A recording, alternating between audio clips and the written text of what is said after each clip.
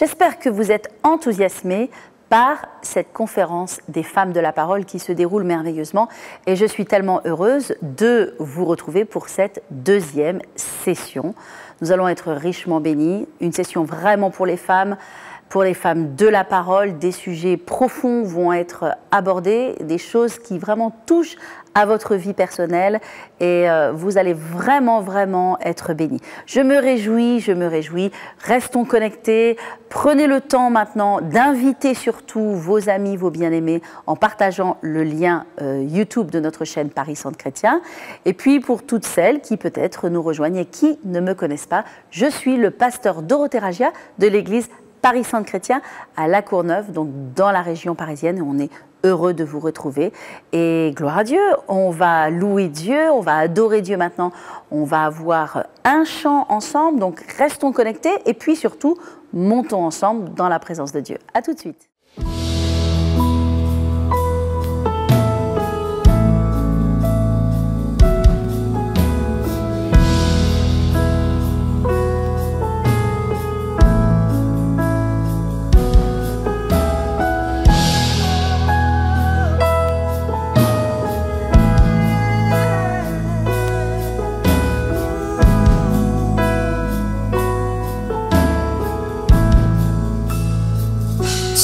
Là où tu es,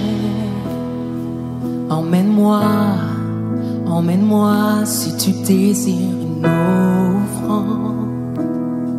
C'est ici, oui me voici, je serai un sacrifice vivant pour toi, purifié,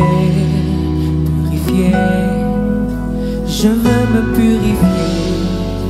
Je veux ressentir ton feu, purifié. Seigneur, prends tout ce que tu veux. Dieu, prends ma vie. Je veux ressentir ton feu, purifié. Seigneur, prends tout ce que tu veux. Dieu, prends ma vie. Si ta gloire veut entrer, qu'elle vienne, que ton feu me consume. Dans ce lieu, envoie ton feu, je serai un sacrifice vivant pour toi, purifié. Je veux me purifier, je veux ressentir ton feu, purifié. Seigneur, prends tout ce que tu veux. Dieu, prends ma vie, je veux ressentir ton feu, purifié. Seigneur, prends tout ce que tu veux. Dieu, prends ma vie. Mes mains purifient mon cœur. Je veux brûler pour toi, seulement pour toi. Prends ma vie comme un sacrifice. Je veux brûler pour toi, seulement pour toi. Mes mains purifient mon cœur. Je veux brûler pour toi, seulement pour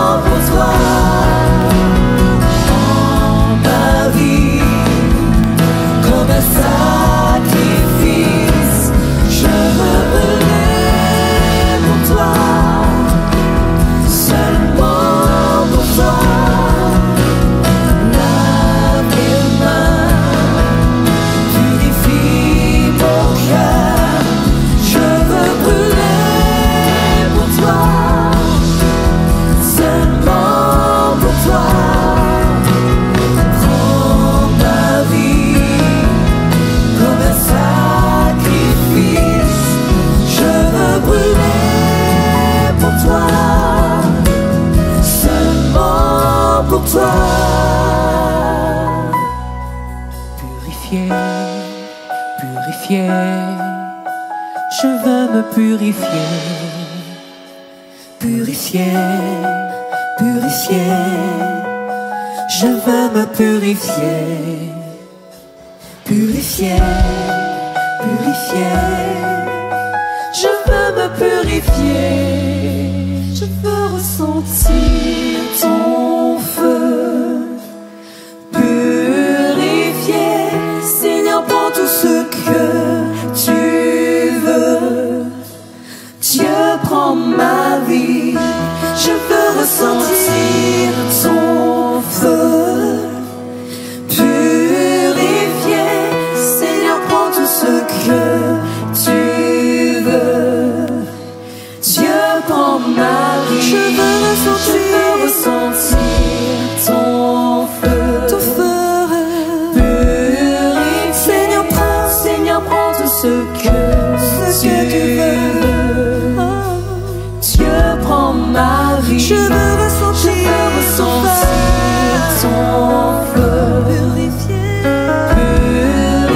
Purifier, Seigneur, prends tout ce que tu veux. Dieu, prends ma vie.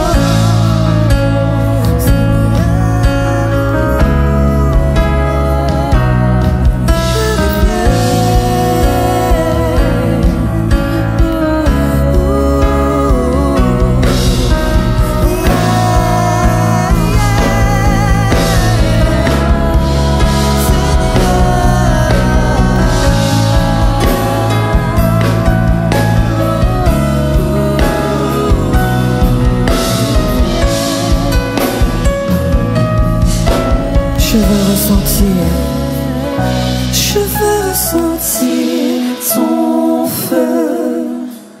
Purifier, Seigneur, prends tout ce que tu veux. Dieu, prends ma vie, je veux ressentir ton feu. Purifier, Seigneur, prends tout ce que tu veux. Dieu, prends ma vie.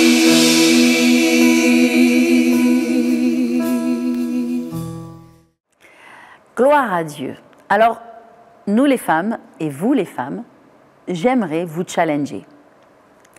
Notre vie, notre marche avec Dieu est faite de challenges. Et Dieu nous défie d'aller au-delà de nos limites et au-delà de ce que nous pouvons faire. Je pense que c'est ma vie au quotidien et c'est sûrement aussi la vôtre. En tout cas, Dieu vous y appelle.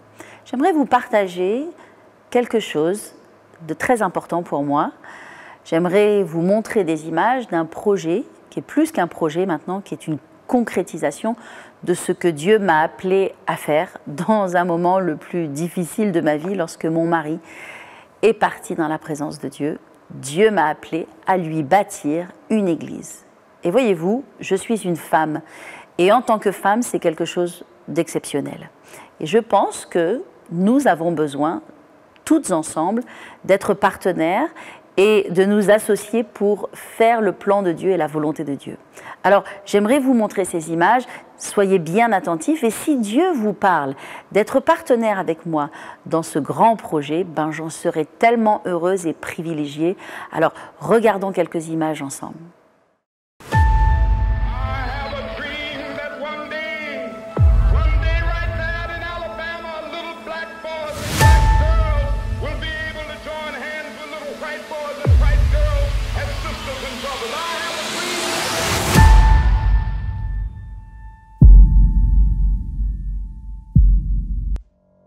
Le grand Martin Luther King a dit comme cela « I have a dream », j'ai un rêve.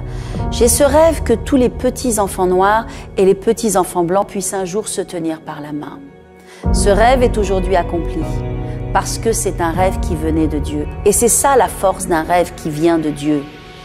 Je crois que Dieu a un rêve pour la France et un rêve pour Paris, où tant de millions de vies ont besoin de la grâce de Dieu. Le prophète Joël a dit, c'est une multitude de multitudes qui se trouvent dans la vallée du jugement. Mais Dieu a ce rêve que toute personne soit touchée et atteinte par son amour.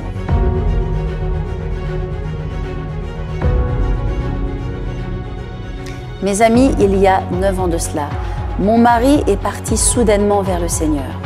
Et c'est dans ce moment le plus difficile, le plus sombre de ma vie, que Dieu m'a parlé et m'a dit de lui bâtir une église.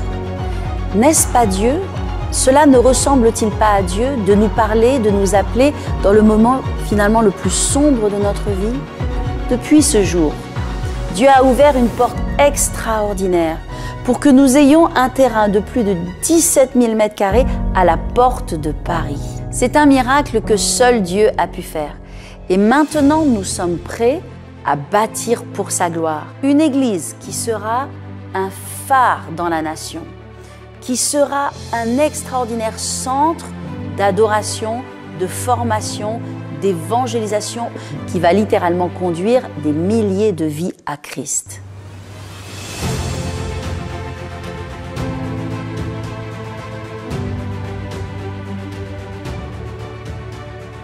C'est un lieu dans lequel nous allons atteindre la jeunesse qui se perd. Nous allons atteindre les familles qui en ont tant besoin. Nous allons bâtir et rebâtir les mariages et même impacter la vie des enfants pour l'éternité. Mes amis, ça s'appelle la grâce de Dieu. Alors, en avant pour les âmes. Et laissez-moi vous partager une phrase que Dieu a mise dans mon cœur. Paris Centre Chrétien, le centre chrétien de Paris.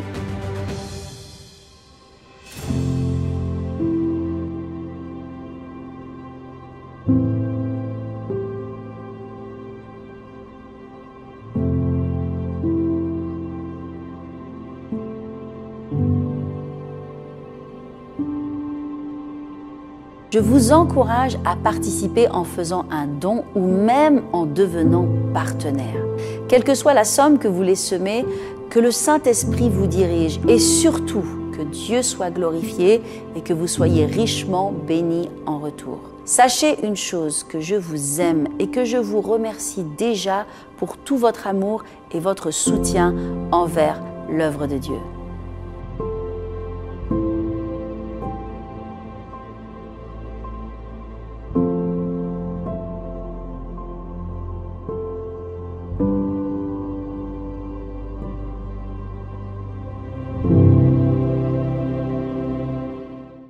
Et voilà, nous nous retrouvons pour la continuation donc, de notre session et de notre conférence des femmes.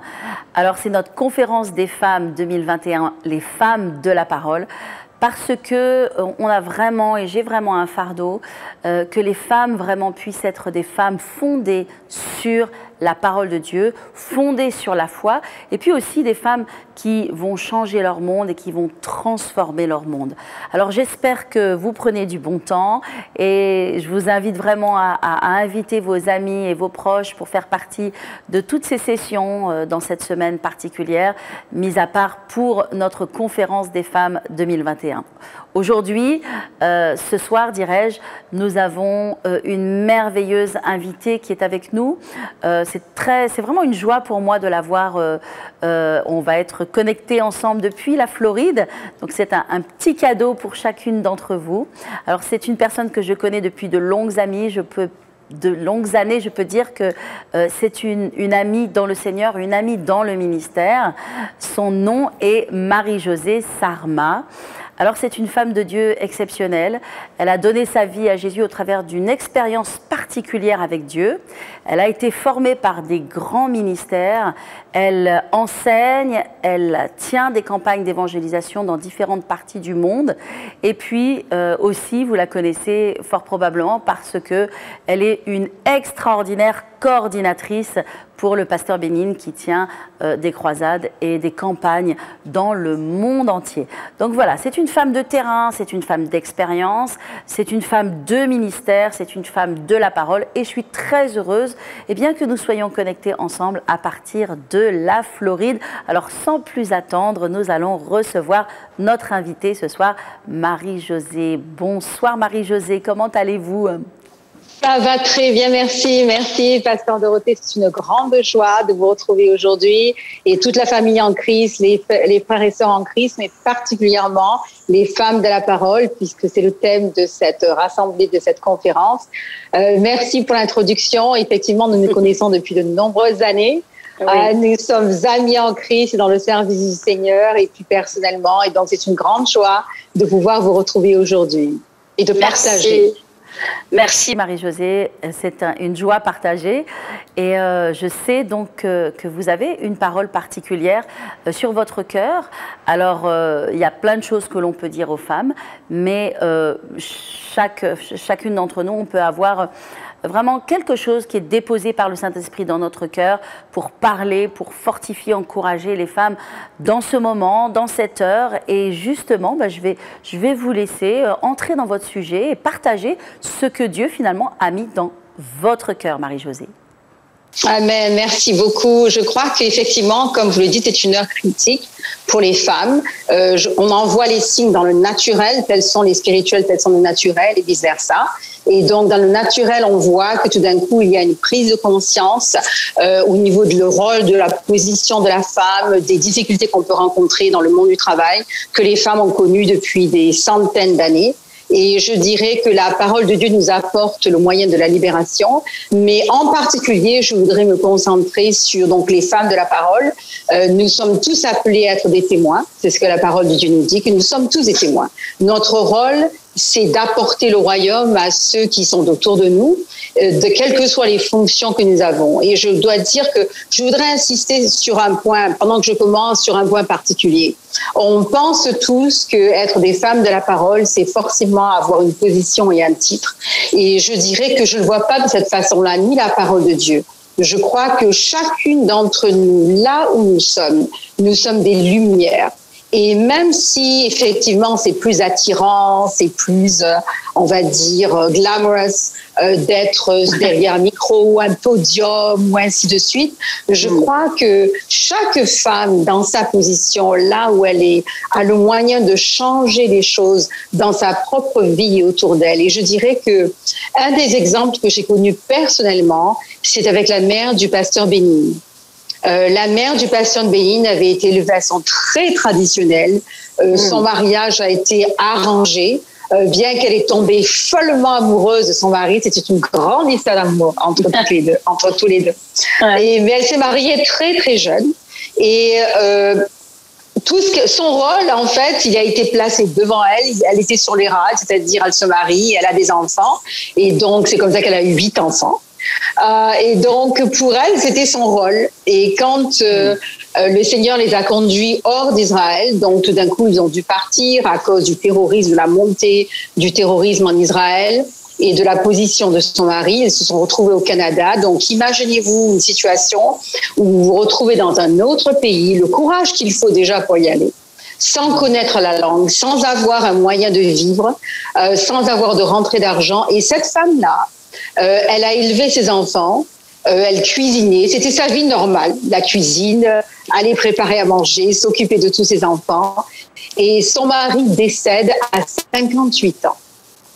Et tout d'un coup, une femme qui a eu une rencontre avec le Seigneur extraordinaire, qui a vécu dans l'église orthodoxe, ça veut dire qu'il y avait des icônes dans toute la maison, et qui, quand elle a accepté le Seigneur, un jour s'est levée le matin, elle-même a enlevé toutes les icônes de la maison, et a dit à tous les membres de sa famille, Jésus seulement. Amen. C'est ce genre de femme dont on parle. Et cette femme-là, qui ne savait pas écrire un chèque, qui ne savait pas aller à l'extérieur, qui n'a jamais eu à faire quoi que ce soit dans ce terme-là, tout d'un coup se retrouve à être le chef de famille. Et le Seigneur la transforme d'une femme qui était derrière la scène, dont le rôle était de soutenir son mari, d'élever ses enfants, à être devant le matriarche maintenant de la maison. Amen. Et devoir se débrouiller dans un pays qu'elle ne connaît pas, une langue qu'elle ne connaît pas, et être le guide de la famille. Et quand j'ai rencontré cette femme, j'ai réalisé l'expérience extraordinaire qu'elle avait eue dans le Seigneur. Et je me suis dit, c'est une femme de Dieu, c'est une femme qui a changé la vie de sa famille, des membres de la famille plus éloignés. C'est une femme qui, quand elle a, ensuite, ils sont allés déménager, ils sont allés vivre à Orlando, cuisiner, parce que c'est son habitude, c'était ce qu'elle faisait. Et tout ce que ses enfants ne mangeaient pas, elle prenait, elle mettait dans des packs spéciaux et elle demandait à une dame qui l'aidait de l'amener en voiture et elle allait donner de la nourriture à tous ceux qu'elle voyait dans la rue. Wow, et super. Je dirais que, ah oui, c'est un exemple de, c'est ça, être une servante de Dieu. C'est là où nous sommes, nous pouvons affecter le changement. Et ça commence à l'intérieur de nous. Et ça vient au sujet dont je parlais aujourd'hui. Que quand nous servons le Seigneur, comme elle l'a fait, Yama, on l'appelait affectueusement Yama, comme elle l'a fait, elle a dû sortir d'elle-même. Afin d'accomplir ce que Dieu avait pour elle, Dieu avait plus pour elle que simplement être une femme, avoir des enfants, préparer la cuisine correctement, tout ça, elle le faisait, mais il avait plus pour elle. Et c'est à travers le décès de son mari que le Seigneur l'a poussée vers l'avant. Il l'a obligée à prendre la position qu'il avait pour elle. Non pas que le reste a été mis de côté, mais elle a pu accomplir qui elle était à travers ça. Et c'est une femme que Dieu a amenée dans le monde entier. Elle est allée en Jordanie, elle a rencontré le roi Hussein à l'époque, prié pour lui. Waouh, gloire à Dieu. Elle a été sur les écrans avec le pasteur Bénéine et elle a eu un impact extraordinaire. Chaque fois qu'elle était à l'écran, les gens envoyaient des témoignages du monde entier sans parler l'anglais. Sans parler l'anglais, parce qu'elle parlait à sa façon à elle. Mais elle parlait en arabe et donc elle était traduite. Mais l'impact de la puissance du témoignage en elle faisait que tout le monde pouvait ressentir ce qu'il y avait en elle. Et c'est de ça dont on veut parler aujourd'hui, du fait que là où vous êtes, quelle que soit la position que vous avez, genre, vous savez, dans les voyages, je suis sûre que c'est pareil pour vous, Pasteur Dorothée. Je vois tellement de femmes qui viennent vers moi et qui me disent, oh là là, tu te rends compte ce que tu fais, tu voyages dans le monde entier. Et je sais que ce qu'ils ont à cœur de me dire, c'est comment ça s'est passé pour vous et comment puis-je arriver là? Moi aussi, je me sens appelée. Et la première chose que je leur dis, c'est commencez là où vous êtes. Commencez dans votre maison. Moi, je me rappelle quand j'ai rencontré le Seigneur, une des premières choses qu'il m'a demandé de faire, c'est de prier. Prier, d'intercéder pour les nations.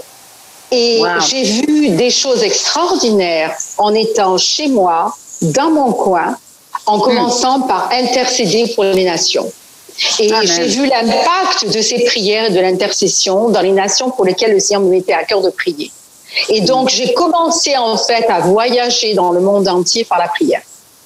Gloire à Dieu. Et j'ai vu l'impact que ça allait avoir. Donc, je voudrais vraiment encourager les sœurs qui m'écoutent maintenant pour leur dire que le Seigneur peut vous utiliser là où vous êtes. Peut-être qu'il n'y a pas les caméras devant vous, peut-être qu'il n'y a pas les micros, il n'y a pas les photographes, peut-être que votre nom n'est pas connu, mais c'est pas ça qui compte pour le Seigneur. C'est ce qu'il peut faire à travers vous, là où vous êtes. Et pour arriver là où il veut que vous alliez, il faut passer par ce chemin-là. Et c'est souvent cette période-là dont on ne veut pas toujours, par laquelle on ne veut pas toujours passer, parce que on est tous pareils.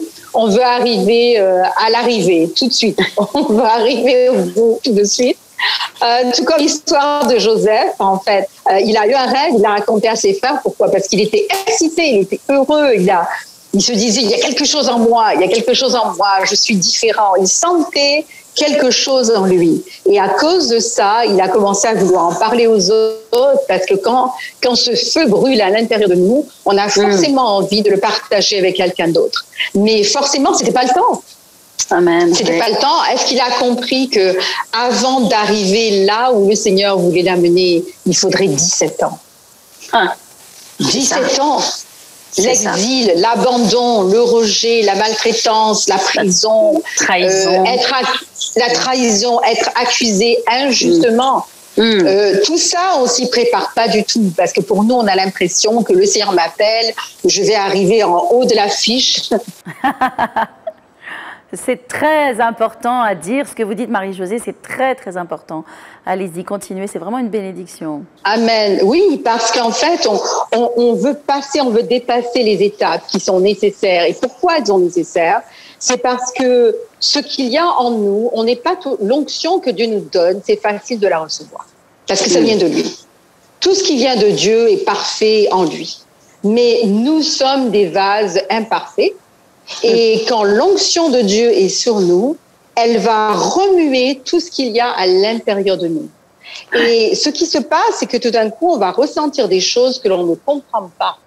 Et on va se dire, mais qu'est-ce qui arrive exactement? Parce que déjà quand on est en crise, au début de notre marche avec le Seigneur, on vit des oppositions, on vit des difficultés, mais en général, la grâce de Dieu est là, et puis bon, ça passe, on prie, on jeûne, on fait ce qu'on a à faire, et on a la victoire. Le problème, il intervient le jour où la méthode habituelle ne marche pas. On est en train de vivre une situation qu'on ne comprend pas, et on va appliquer les méthodes habituelles, c'est-à-dire on va prier, on va jeûner, on va rechercher le Seigneur, et ça passe pas. Ça résiste, et tout d'un coup, on commence à se poser des questions, à se dire, mais est-ce que j'ai vraiment entendu le Seigneur? Est-ce que c'est vraiment le Seigneur qui m'a amené là où je suis maintenant? Un peu plus tôt au téléphone, je partageais avec le pasteur Dorothée le témoignage du Bishop T.D. Jakes. Quand je vivais à Dallas, je suis souvent allée quand j'étais là le dimanche, ce qui n'était pas toujours le cas, mais j'allais dans son église et un jour, j'ai entendu son témoignage. Il a commencé à prêcher l'évangile et à avoir une église, il avait 21 ans. C'était vraiment un jeune homme en Virginie et il a galéré dès le départ parce qu'ils n'avaient rien. Ils ont commencé avec un petit nombre de personnes. Donc, c'était lui, sa femme, ses 2 enfants au départ. Et puis peut-être 5 autres personnes, sa mère, sa sœur, son frère. Pour arriver à 15 personnes. Mais il était heureux, excité. Il racontait comment un jour il allait recevoir une invitée pour prêcher à une conférence, pour l'aider au réveil. Et il était allé dans un magasin et puis il avait trouvé vous savez, les peintures qui restent. Et donc, on les vend à moitié prix parce que c'est des couleurs que personne ne veut. Et il avait acheté ça. Ils les avaient tous mélangés pour faire un peu de nettoyage dans l'église. Il était tellement heureux, il était fier de lui. Ils allaient avoir un réveil. Et voilà que cette femme vient, prêche l'évangile pour eux. Ça se passe très, très bien. Et puis, mais pour lui, il n'a pas vu la difficulté parce qu'il était heureux. C'était la première, 2e année. Mais 3e année, il y a toujours 20 personnes. 4e année, il y a encore 20 personnes. 5 ans après, il y a peut-être 30 personnes. Et ils sont toujours en train de galérer. Et sa mère continue à le soutenir parce que c'est son fils, elle l'aime, elle va le soutenir. Et sa sœur commence à dire à sa mère, tu sais, quand même, je sais pas, tu continues à donner de l'argent pour ton fils, mais combien de temps ça va durer cette histoire? Et 6 ans après, il en est toujours au même point. Et puis, il commence à inviter, parce qu'il était le même prédicateur qu'on entend maintenant à l'époque. Et donc, il est invité dans d'autres conférences d'hommes. Et là, partout où il va à l'extérieur, les gens viennent. Les gens viennent, les gens aiment son témoignage, ils aiment sa prédication. Et quand il rentre chez lui, il a toujours 50 personnes maintenant. Ah là là.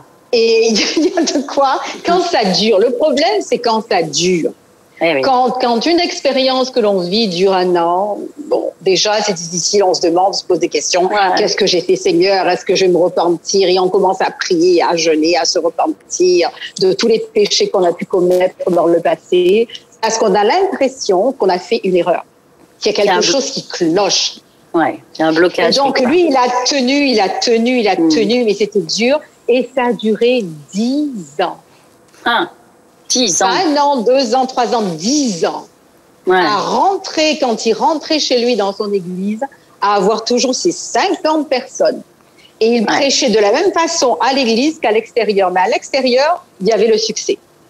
Et donc, une forme de frustration, on peut imaginer du découragement, de dire « Seigneur, où es-tu? Est-ce que tu m'as vraiment appelé à faire ça ?» Je pense à toutes les personnes qui se lèvent et qui font quelque chose pour Dieu, notamment, ne serait-ce que dans notre église Paris Sainte-Chrétien, beaucoup qui se lèvent pour être des leaders de groupes de maison, de cellules de maison, qui veulent atteindre leur quartier. Et combien c'est l'appel de Dieu, mais parfois les choses ne sont pas aussi faciles et évidentes. Et alors, qu'est-ce qui s'est passé, Marie-Josée? Exactement. Et donc, on commence à se poser des questions. On se dit, c'est pas normal, c'est pas normal. D'ailleurs, je voudrais qu'on regarde 2 Corinthiens, chapitre 7, et au verset 5. Et Paul se retrouve, bien sûr, il parle aux Corinthiens, il remet en question ce qui s'est passé dans leur église, mais je vais pas m'arrêter à ça. Je voudrais regarder au verset 5 quand il dit, car depuis notre arrivée en Macédoine, notre chair n'eut aucun repos.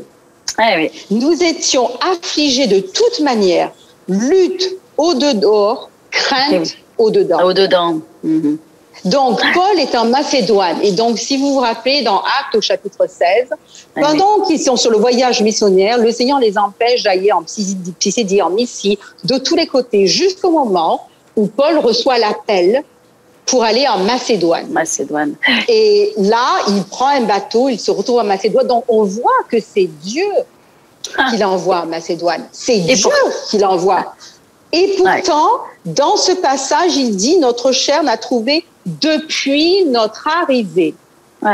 Depuis notre arrivée, nous avons eu aucun repos. Autrement dit, Dieu m'appelle, il m'envoie en Macédoine, il me donne un rêve, il me montre cet homme qui me dit, viens nous aider.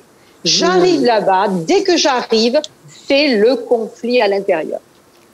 J'ai pas de paix, ni à l'extérieur, parce que là, il est en bagarre, parce que c'est quand il était en Macédoine qu'il y avait cette femme qui avait un esprit de python et qui finit par la remettre en question, chasser l'esprit. Il se retrouve en prison, donc au service du Seigneur, il a des attaques. Et les attaques extérieures, on s'y attend. On s'y attend. On sait qu'on va être attaqué. Le problème, c'est quand on n'a pas la paix à l'intérieur. Parce que nous, on a l'impression que parce que Dieu nous envoie, on va ressentir la paix, on va avoir cette joie inexplicable. Ce que on a tous expérimenté ça. On a tous expérimenté la joie inexprimable que Dieu seul peut nous donner, même dans des circonstances difficiles.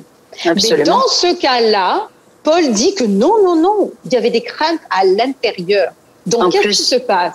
Il est en train de servir le Seigneur, il a été appelé et pourtant, il ressent un conflit à l'intérieur qu'il ne peut pas comprendre.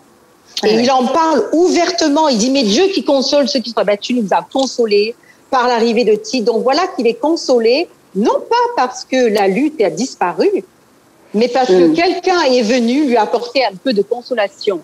Mais il y avait une lutte à l'intérieur et donc, vous parliez peut-être des leaders et des personnes qui servent le Seigneur et qui d'un coup ressentent un truc bizarre à l'intérieur parce qu'on s'attend à la paix et on se dit mais c'est pas normal, si j'ai pas la paix, peut-être que c'est pas Dieu. Exactement. C'est comme ça que les gens pensent. C'est comme ça que les gens pensent la plupart du temps. Et c'est pour ça ce que vous dites, ce témoignage et cette parole dans les actes, là, les Corinthiens est tellement importante parce que on connaît, en tant que pasteur et aussi dans le service pour Dieu, il y a tellement de gens qui abandonnent, qui lâchent prise parce qu'ils sont au proie avec des émotions, des sentiments négatifs, des jalousies, des tensions, des colères, des frustrations. Et c'est tellement important ce que vous dites. Et là, on voit que Paul s'est retrouvé là, on peut se retrouver là, et que malgré tout, c'est la volonté de Dieu, et Dieu nous appelle à continuer à persévérer. Alors, il faut s'accrocher, absolument. Il faut s'accrocher. Je disais à une amie à moi qui vivait, elle a obtenu quelque chose qu'elle voulait, au moment où elle l'a obtenu, elle a commencé à ressentir des craintes qu'elle n'avait jamais expérimentées auparavant. Elle a commencé à se remettre en question en se disant mais est-ce que vraiment je suis capable de faire ça? Est-ce que des questions qu'elle n'était jamais posées auparavant. Pourquoi?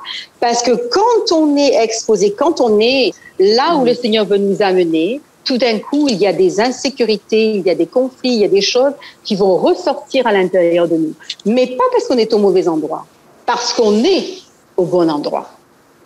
Alors finalement, Marie-Josée, ça veut dire que Dieu est en train de faire quelque chose à l'intérieur.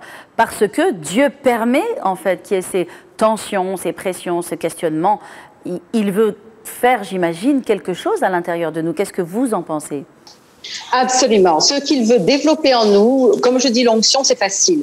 Mais le caractère en nous, ce qui va faire qu'on peut assumer la destinée que Dieu a pour nous, l'onction que Dieu a préparée pour nous, il faut développer la maturité à l'intérieur de nous. Et ça réclame de s'accrocher, d'être brisé, de mourir à soi-même et de résister, de persévérer dans des moments difficiles.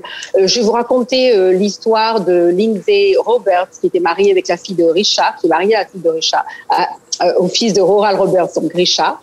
Et elle disait que quand elle a commencé sur les antennes avec son mari, elle avait un seau à côté d'elle qu'on ne pouvait pas voir à l'écran.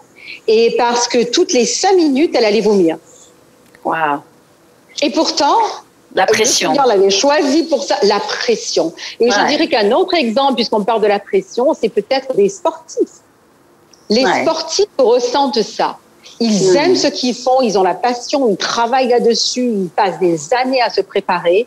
Et au moment de la compétition, à l'intérieur, c'est le tohu-bohu. Pourquoi? Parce qu'il y a tout à l'intérieur d'eux, la sécurité, la crainte de faillir, la crainte de ne pas y arriver. Il y a tout qui va remonter à l'intérieur. Non, on ne doit pas s'étonner, on ne doit pas se remettre en question et se dire est-ce que je suis vraiment dans la volonté de Dieu. On va tous passer par là, on va tous se poser des questions. Mais je crois qu'il faut se rappeler de ça. Quand on regarde ceux qui sont passés avant nous, ceux qui ont vécu ces expériences, qui sont des témoins pour nous, c'est une nuée de témoins, comme on dit Hébreux, qui sont devant nous. Que ce soit David qui a été roi d'Israël, et aussitôt qu'il est roi, il doit s'enfuir. Et je dirais que même l'expérience de Saül est le premier roi d'Israël, et aussitôt qu'il est roi, il s'enfuit. Qu'est-ce que c'est qui fait qu'il s'enfuit? C'est quelque chose à l'intérieur de lui qui est en train de réagir, le rejet, quelle que soit l'expérience qu'il y avait à l'intérieur de lui, mais ça monte en lui. Et ce que Dieu est en train de vouloir faire, c'est vouloir le libérer de tout ça. Et d'ailleurs, c'est un des rares, c'est un des seuls dans la parole où il est écrit que Dieu a changé son cœur. Oui, c'est vrai. Dieu a changé son cœur. Pourquoi? Parce qu'il avait besoin de le faire pour qu'il arrive à accomplir la destinée que Dieu avait pour lui. Il a dû changer son cœur. Ça veut dire, Marie-Josée, que d'un côté, il y a l'appel de Dieu, mais de l'autre côté, il y a la préparation. Et on peut penser que l'appel de Dieu suffit à lui tout seul, mais quand on met le pied dans l'appel de Dieu, on rentre en fait dans la préparation. Et c'est cette préparation qui va nous permettre d'entrer dans la terre promise. C'est un petit peu là où Dieu va tout travailler. Ça fait penser aussi à l'Égypte. Lorsque le peuple est sorti d'Égypte, qu'il est passé par le désert, Dieu voulait qu'il passe par le désert. Ils n'étaient pas censés y passer toute leur vie, en fait. Mais le problème, c'est qu'ils ont eu du mal à accepter la préparation, le brisement, etc. Et voilà. Et donc, pour entrer dans la terre promise, il fallait qu'ils passent par les épreuves du désert qui allaient travailler leur cœur et leur préparer à recevoir les bénédictions de Dieu. Tout ça, c'est ce que vous nous expliquez et qui est très, très riche, très, très important. Et je pense, Marie-Josée, que nous sommes en train, enfin vous êtes en train de donner des clés aux femmes que Dieu les appelle, mais qu'il y a un chemin et qu'il ne faut pas avoir peur de ce chemin. Il n'y a pas à avoir peur du brisement, d'apprendre à se soumettre, de patienter, d'être persévérant dans l'épreuve et de traiter nos cœurs, nos émotions négatives, etc. C'est très, très important. Exactement. Très, très important. Et je dirais que quand on lit l'histoire des enfants d'Israël dans le désert, c'est une chose de le lire. C'est une chose de le lire, mais quand on est dedans, et que tout d'un coup on se voit où la seule issue c'est de se tourner vers le Seigneur, et même si tous les jours on dit qu'on aime le Seigneur et qu'on a confiance en lui, mais quand le feu est là, quand la pression est là, on a envie d'avoir des assurances, on regarde à droite et on regarde à gauche, et je crois que quand on est dedans, c'est là qu'on peut comprendre ce qu'ils ont ressenti dans le désert, l'incertitude de savoir qu'est-ce qu'on fait demain. Je crois, et surtout nous en tant que femmes, les femmes, on a besoin d'être sécurisées. C'est quelque chose que Dieu a mis en nous. On aime être sécurisé, on aime savoir où on va, on aime pouvoir poser quelque chose quelque part et dire ça y est, je suis là, je suis arrivée, je suis chez moi. Et donc en nous, je dirais dans tout être humain, mais en particulier chez nous, on a besoin de savoir où on va, d'être sécurisé. Et imaginez ce que c'est de vivre dans un endroit où je ne sais pas si je vais être là demain. Est-ce que le nuage va se lever demain? Parce que si le nuage se lève, ça veut dire qu'on doit plier les tentes, remballer toutes les affaires. Et on va où? Est-ce qu'il y aura de l'eau? Est-ce qu'il y aura de l'eau? Où est-ce qu'on va mettre la tente? Où est-ce qu'on va... Toutes ces choses auxquelles on ne pense pas. Quand on lit l'histoire, on regarde que le côté spirituel de la chose. Mais dans la réalité, il y a des êtres humains qui sont là et qui doivent tous les jours emballer, déballer, sans savoir ce qui va leur arriver. Et c'est ce qu'on vit tous les jours dans notre marche de la foi avec le Seigneur. En fait, on se jette à l'eau. Tous les jours, on se jette à l'eau et tous les jours, on doit renouveler notre engagement vis-à-vis de lui. Tous les jours, on doit le revenir. Je me rappelle quand j'ai commencé à aider le ministère du pasteur Béni. Vous savez, moi, j'étais déjà dans le ministère, je prêchais, j'enseignais et je me rappelle quand la première fois qu'on m'a demandé, d'ailleurs, c'était pour venir chez vous. Donc, le pasteur Béni faisait une campagne à Paris. Et voilà que sa femme, Suzanne, était avec une dame que je connaissais très bien, qui est avec le Seigneur maintenant, Gwen Shaw, et à une convention. Et elle lui dit, ah là là, mon mari va être à Paris, on a toujours besoin d'aide quand on est là-bas, on va avoir une grande croisade, mais on a besoin d'aide. Et Gwen lui dit, mais tu devrais demander à Marie-Josée, elle parle français et puis elle peut aider. Et je me rappelle que le lendemain, je reçois un appel où on me dit, tu sais, Suzanne a dit, il faut que tu prennes contact avec le ministère parce qu'ils ont besoin de ton aide. Et je me rappelle à l'époque, sincèrement, j'avais envie de me gratter la tête parce que je me suis dit, mais qu'est-ce que tu fais, mais qu'est-ce que c'est?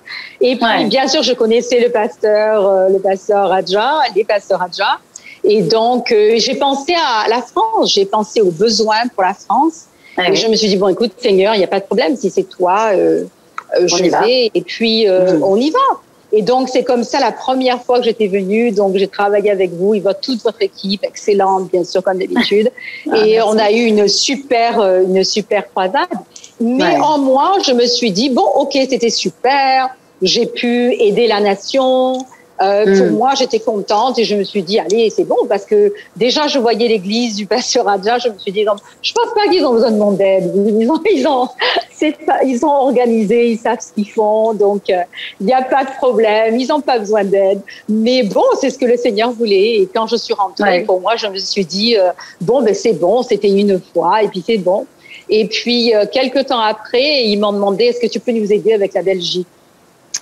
Et là encore, je me suis dit, mais qu'est-ce que tu fais, Seigneur? Je n'avais vraiment pas à comprendre quelle était la trajectoire. Et puis, je me rappelle, j'étais sur le chemin pour aller en Afrique du Sud. Donc, je prends l'avion, je suis dans l'avion. Je suis installée, j'ai ma Bible devant moi, je me prépare pour 9 heures de vol. Et puis, je me dis, bon, ben, écoute. Et puis, tout d'un coup, je me dis, bon, en fait, Seigneur, tu veux vraiment que je fasse la Belgique, que je m'occupe de cette croisade? Je dis, bon, écoute, tu vas me montrer. Et puis, au moment où j'étais en train de dire ça au Seigneur, voilà que quelqu'un me tape sur l'épaule. Donc, je lève ma tête et je vois, à l'époque, le coordinateur international pour le ministère Bénin qui est dans mon avion, sur le chemin de l'Afrique du Sud, qui me dit, oh, Marie-Josée, je compte sur toi pour la Belgique. J'étais tellement choquée. Je dis oui, d'accord. Je me suis dit, tu n'as pas intérêt à dire quoi que ce soit parce que vraiment, le Seigneur t'a trouvé là, dans l'avion, au-dessus de l'Atlantique. Surtout, ne dis rien. Mais pour moi, je n'arrivais pas à comprendre ce que le Seigneur était en train de faire. Et maintenant, bien sûr, en ayant aidé le pasteur Béni, je comprends ce qu'il a voulu faire en moi, ce qu'il a voulu développer en moi au travers de travailler avec un ministère de cette taille, avec une organisation qui était tout à fait autre que ce que je connaissais. Il a développé des choses en moi et surtout, il a révélé des choses en moi que pour moi, je pensais être normales. Et je crois que là aussi, je voudrais encourager les sœurs de cette façon. Il y a des choses peut-être que vous faites tous les jours. et qui pour vous semble être naturel, de la créativité peut-être que vous avez en vous, même dans votre façon de cuisiner ou d'arranger votre maison, ou les choses que vous faites naturellement pour d'autres personnes, et vous considérez que ce sont des choses normales. Mais en fait, c'est pas tout le monde qui a ces talents, cette créativité, cette façon de faire. Et ce sont donc des choses que Dieu veut utiliser. Pour moi, j'étais quelqu'un qui aimait organiser les choses, qui arrivait à voir les choses pour aller dans une nation, comment préparer la chose, comment trouver les personnes avec qui nous devions travailler. Mais pour moi, je considérais que c'était normal, que tout le monde était comme ça en fait. Et c'est uniquement en travaillant avec le ministère du pasteur Benjamin que j'ai réalisé que, ben non. C'était quelque chose que Dieu avait mis en vous. C'est quelque chose que Dieu avait mis en vous, et moi je peux témoigner de ça parce que je me rappelle, on a fait plusieurs croisades ensemble, grande campagne de milliers de personnes, mais je me souviens qu'il y a eu des temps où il fallait faire une coordination au niveau des pasteurs, et que ça c'est quelque chose, il faut vraiment être appelé par Dieu, vraiment une onction particulière, parce que parfois, en fait, tout le monde dit des choses complètement différentes, veut des choses. Et je me rappelle le don et l'onction avec lequel vous avez coordonné les pasteurs pour marcher dans l'unité et pas dans une forme de promotion personnelle ou de je ne sais quoi. Et vraiment, j'ai vu la sagesse de Dieu, l'appel de Dieu dans ce que Dieu vous avait appelé à faire. Oui, absolument. Je peux en témoigner. Ouais. Amen, amen. Mais pour moi, et je dirais que pour revenir à l'histoire de Joseph et ça cadre avec ce qu'on était en train de dire, quand Joseph a eu ce rêve où il a vu donc ses parents, les gerbes s'agenouiller devant lui, pour lui, qu'est-ce qu'il a pensé? Il a dû penser peut-être qu'il allait être un des plus grands prophètes de la nation. Et en fait, qu'est-ce que le Seigneur a fait en lui? Il a utilisé ses capacités en tant qu'administrateur. Et il est devenu le plus grand administrateur que le monde ait connu. Il a sauvé son peuple de la famille, l'Égypte.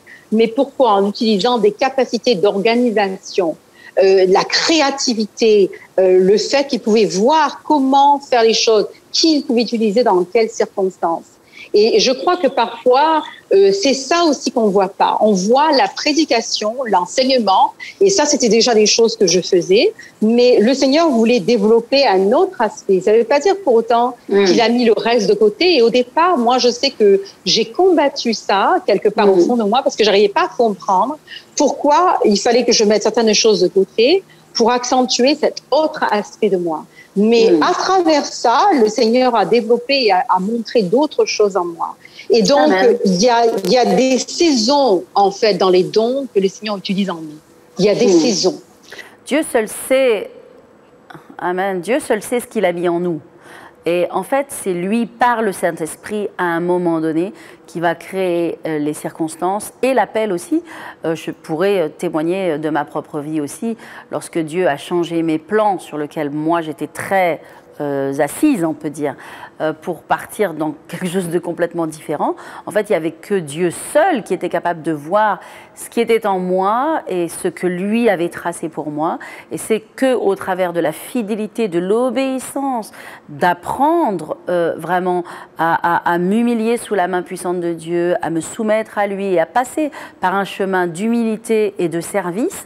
Et c'est au travers de cela que Dieu a révélé les choses qu'il avait mis en moi. Et je pense que nous sommes toutes les mêmes, et je dirais même tous les mêmes dans ce domaine-là, parce que le chemin de Dieu est le même pour tout le monde, et que Dieu n'a pas de chouchou, il n'a pas de favori, et que Dieu connaît la nature humaine.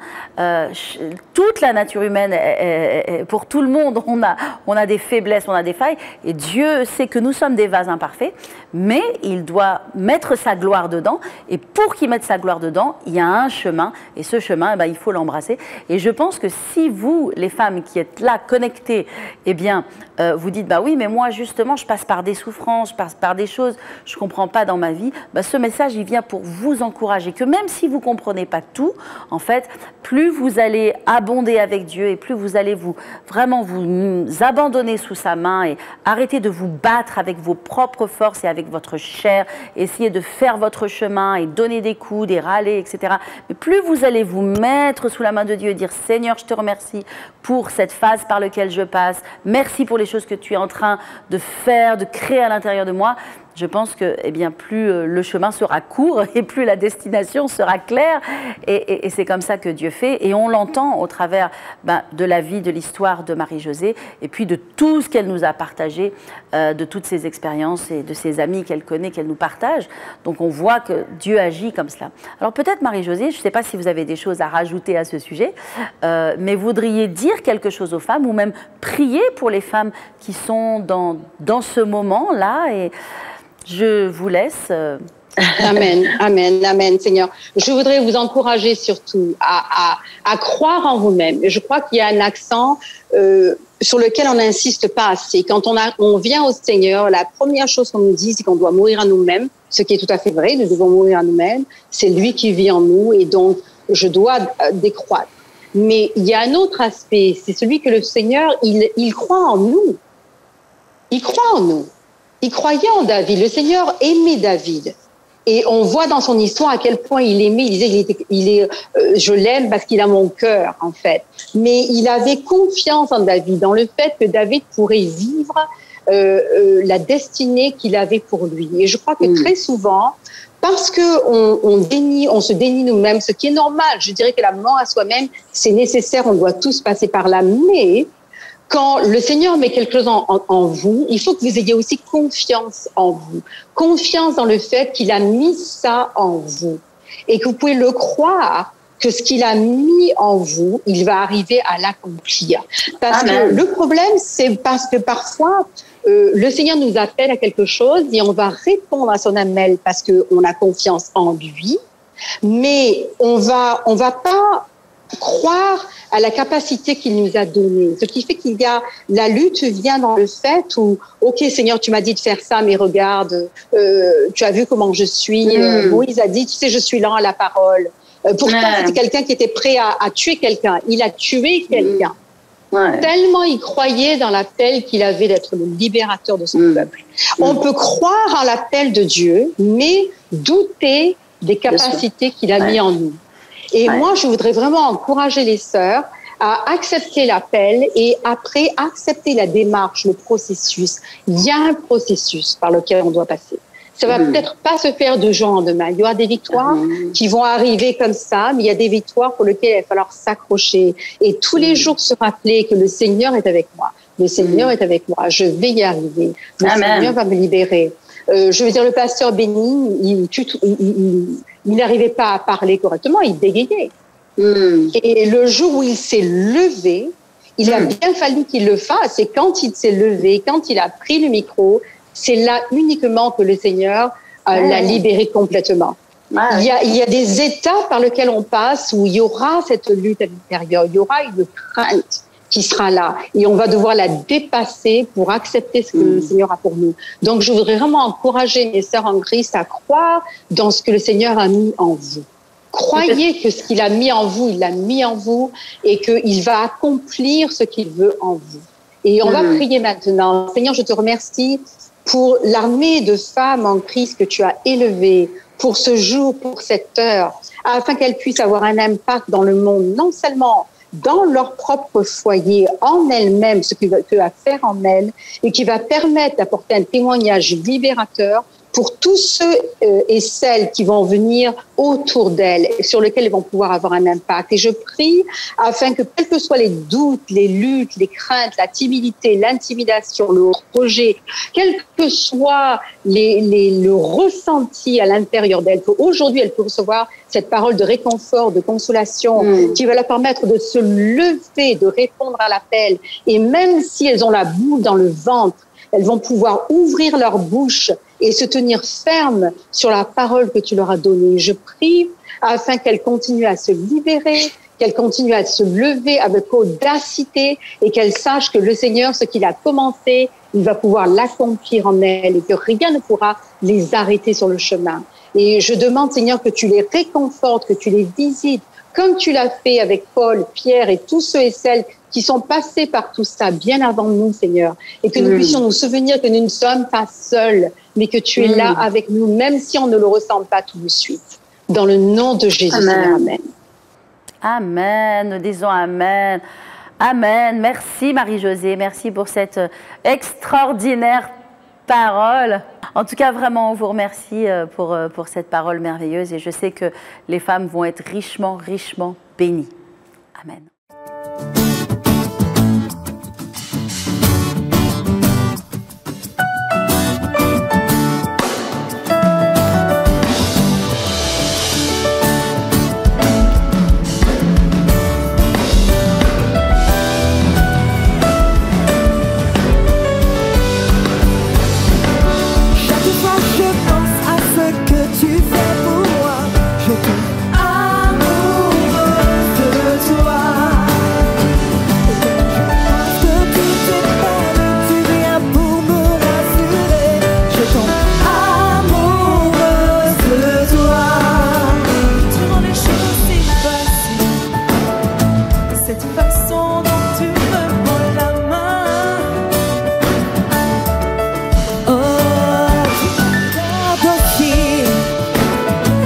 Je sais bien que je fais partie de ton plan.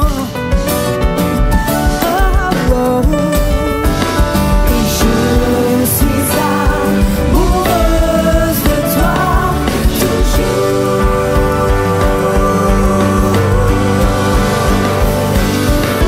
Chaque fois que je pense à ce que tu fais pour moi, je tombe amoureuse de toi. Et quand je pense que tout est perdu, tu viens pour me rassurer. Je tombe amoureuse de toi. Tu es le grand créateur, ta parole vivante manifestée. Oh, oh. Tu es le grand guérisseur. Chaque jour je sais que je peux compter sur toi. Hey, hey. Je suis amoureuse de toi toujours.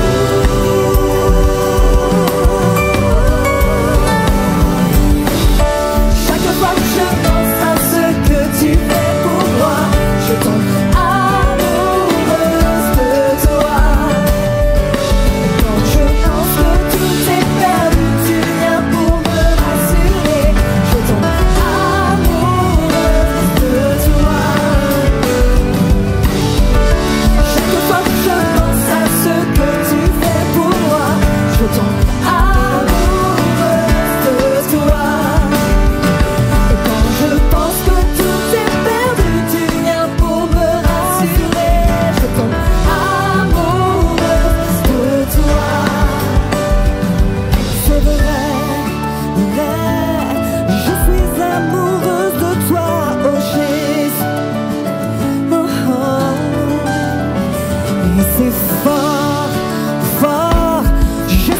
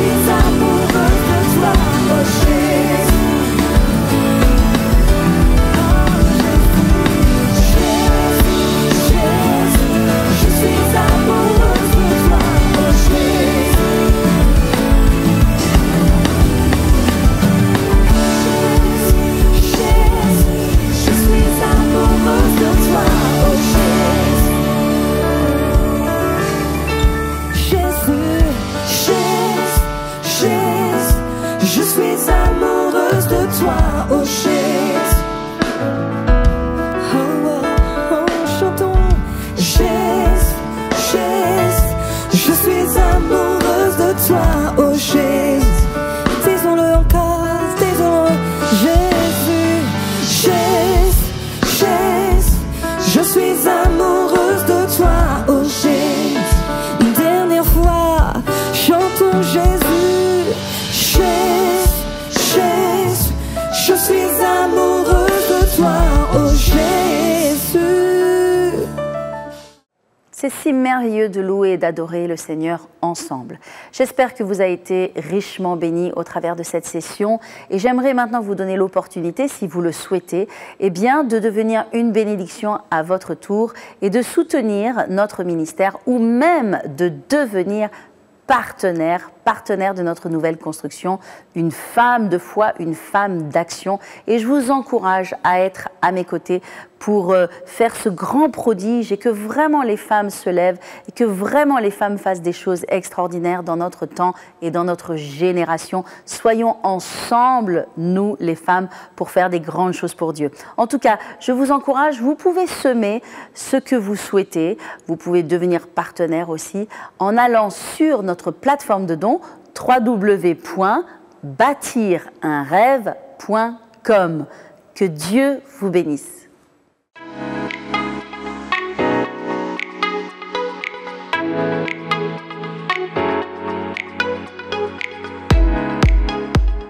Chères femmes en Christ, j'espère que vous avez passé une excellente session.